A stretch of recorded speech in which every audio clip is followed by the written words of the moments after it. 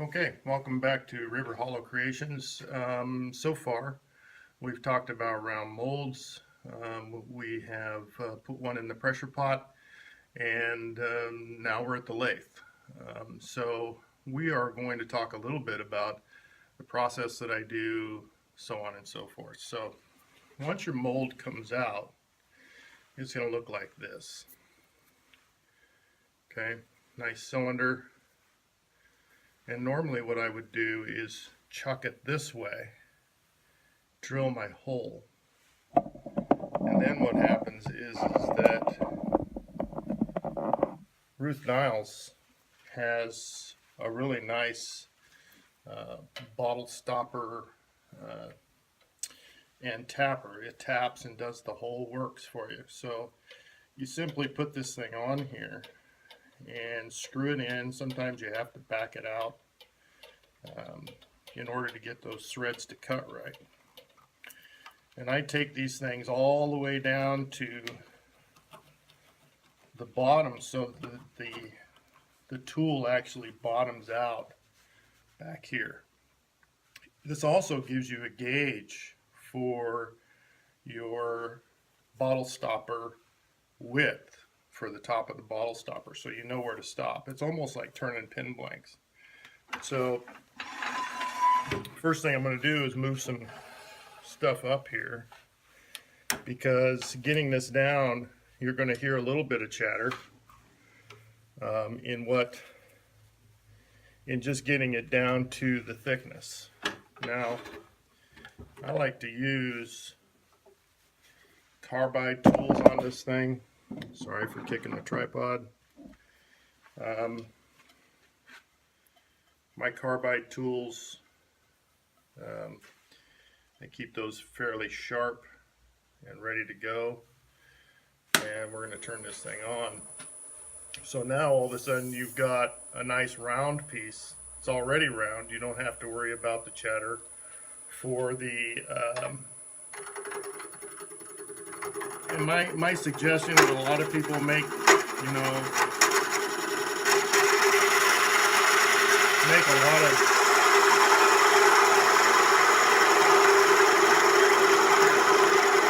and they just put too much pressure on initially on this resin. And if you just do really light to the resin, and I go light until I can get to the wood,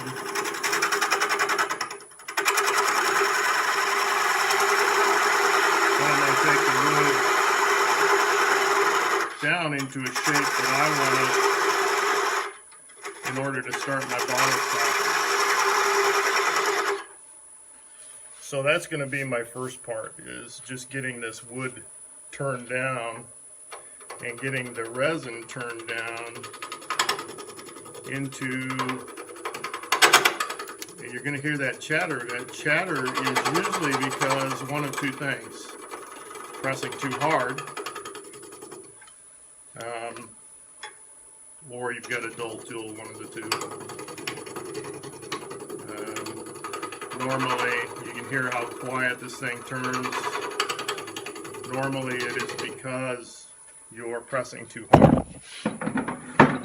Quit kicking that stand.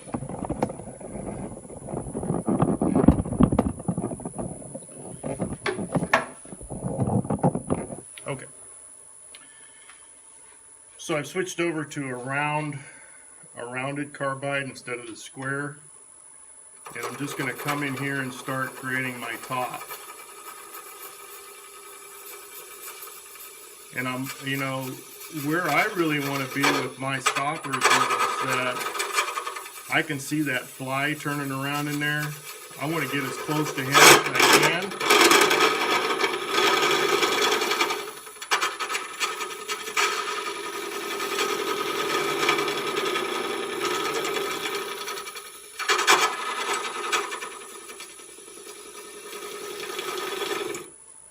And so I'm just going to work this shape down until I can get just as close to him as I can.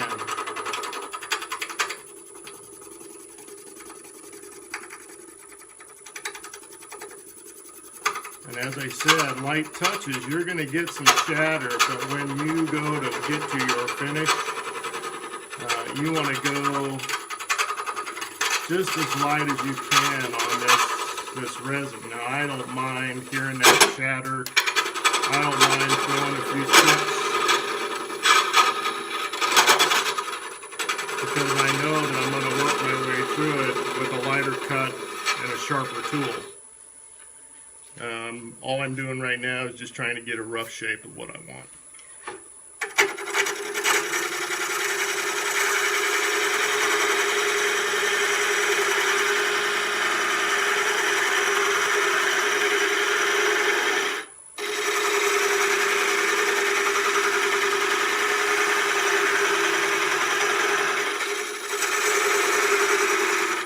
So I'm going to continue on with this, and I will come back once I have it to shape. So you guys can just do this same thing. You just want to get, and I like getting this edge where all the wood is, down to the wood.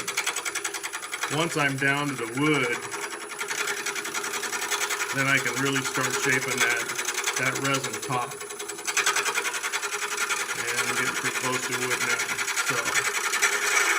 And again, like I said, I want to get this bottle stopper down quite a bit. So I'm going to work on this, and I'm going to come back and show you where we end up.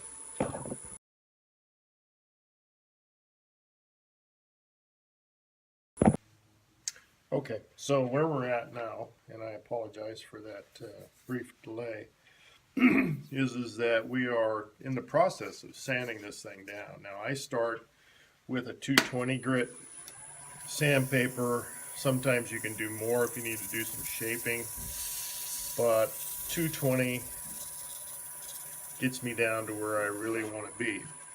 And then once I work down from 220, then I'm just going to work through some grits that I can get this resin polished up, and then I'll show you what I do in the very end of this thing.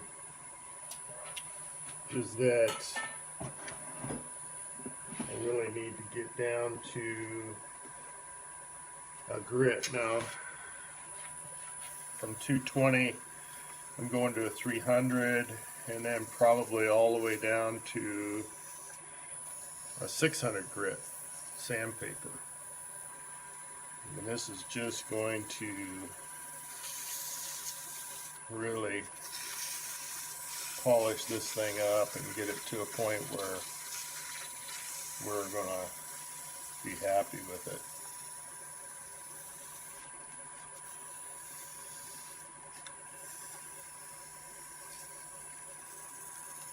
You can really see that. You can see that fly down in there, and it's coming along. It's got some tool marks that we probably want to get out as best we can with the sandpaper, and just work this thing down. So what I'm going to do now is I'm going to work through some grits of some micro, and I always have these things in order so that I know exactly where I'm going with them. And it doesn't take much to get this thing cleaned up and going in the direction that I want to go.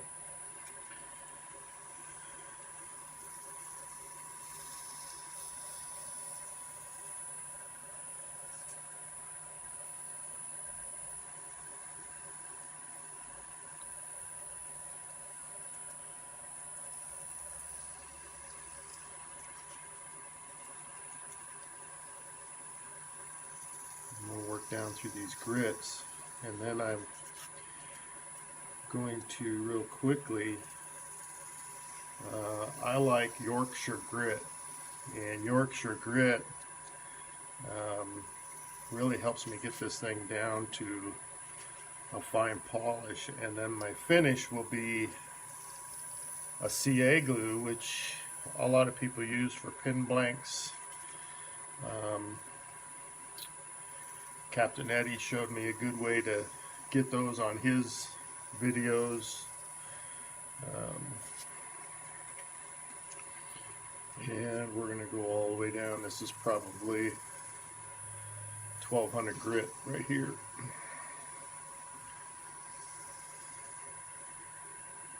Okay. So now that we've got that part, I'm going to grab me a piece of cloth.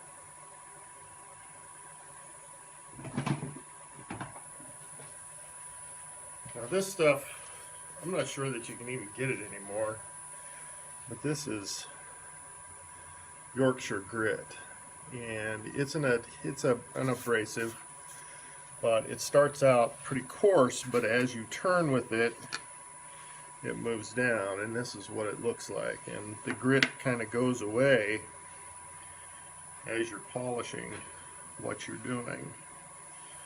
And we're going to slow this down just a tad and get some of this Yorkshire grit going on this thing. And what's nice and what I like about this is that I can actually feel the grit working its way down and really smoothing things out. And I like this instead of, there are polishes out there that I've used. This stuff doesn't tend to get into the wood grain, and really does a good job in polishing things up. And then eventually you can just feel that the grit is gone, and it's worked its way all the way down into probably just a, God, I would say probably 3,000–4,000 grit. I'm going to use the other side of this polish and just kind of polish this up a little bit.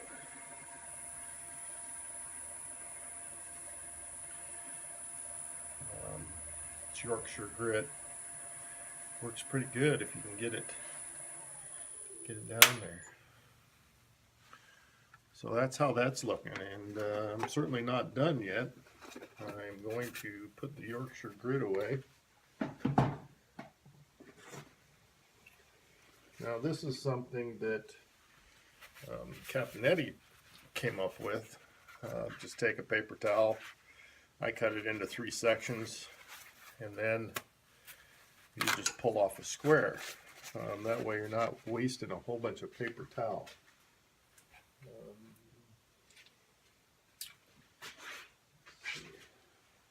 Okay, now this is Star Bond super glue, and what we do is we fold this up till we've got a piece about like this, and we want this thing turning about that speed. That's about 350, and I just take this CA glue and we just do a real quick wipe with it. And we let that dry.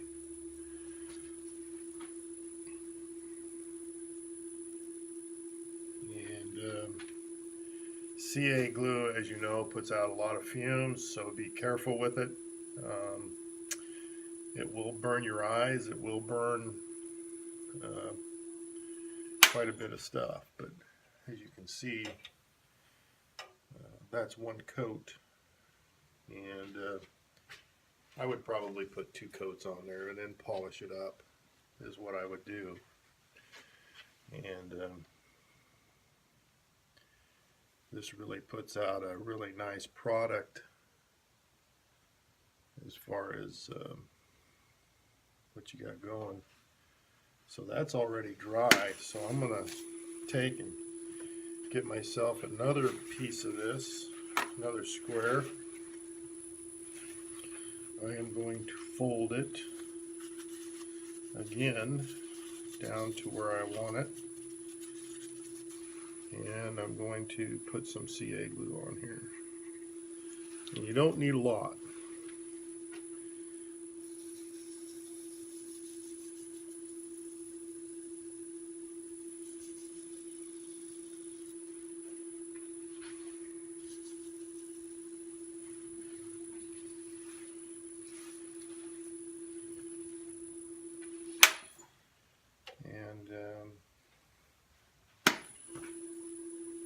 So we'll let that dry a little bit. And I will probably put on one more coat. One more coat. Real quick.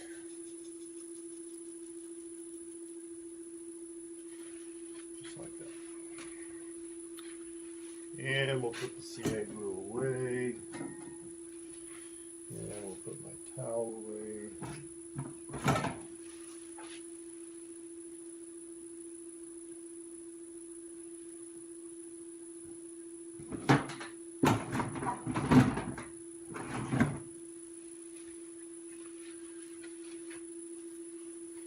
This is still pretty tacky, but this is what you end up with. Now what I may do, just because I like it, I may hit this with Yorkshire grit just one more time once this thing dries. And then I'll hit it with some wax. But this certainly makes a nice product once you get all done. You can see how close I came to that fly. He's still pretty tacky.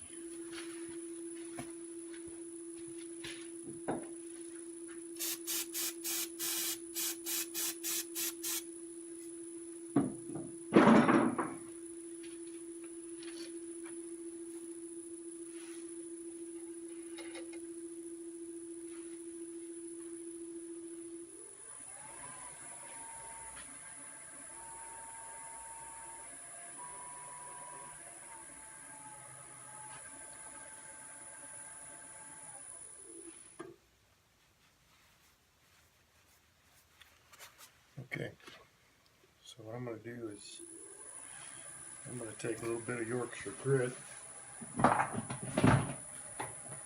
one more time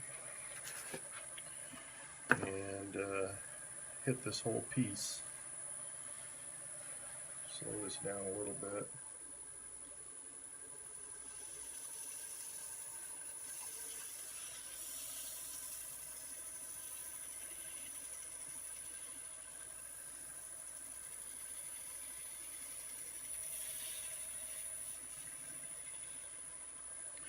And what this will do is that CA glue will really give this thing a good base. And what this Yorkshire grit does is it just kind of preps that surface for my final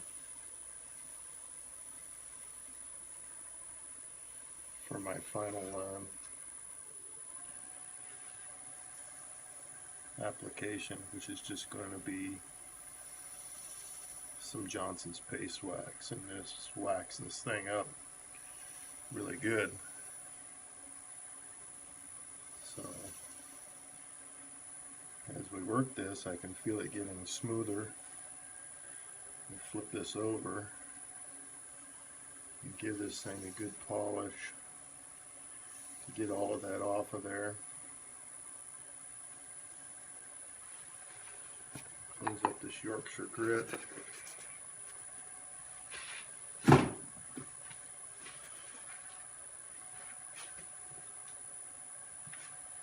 And then what I have here is just Johnson's paste wax. This stuff will just give me a really nice coat. There's nothing special to it, it's straight out of the can. And we hit that with that. And I really want to speed this up so that we can really get this wax warmed up and worked in here almost like a friction polish. A lot of people spend hours and hours sanding these things until they get perfection, and I have found that my process here actually works better than most anything I've done. As far as, I've even gone as far as putting it over here on my buffer with some jeweler's rouge and buffing it up, and though that works well, I really hate removing this thing off of the lathe until I'm actually done with it. So now that I've got the paste applied, I'm just going to take a nice clean side of my cloth and polish this thing up.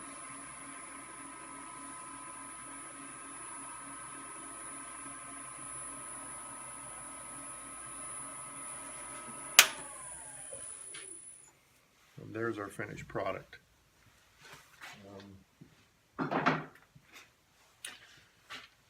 I hope you've enjoyed that process. So now what I would do is I would get me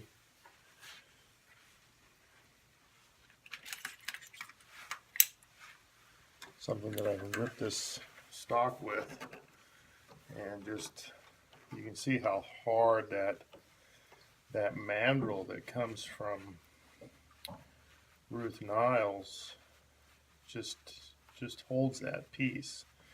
Now on a spalted piece of wood or something like that, we would probably put some CA glue in inside the hole so that it holds it out.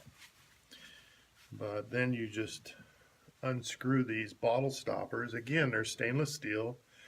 They come from Ruth Niles. They're not going to deteriorate on you inside of the bottle.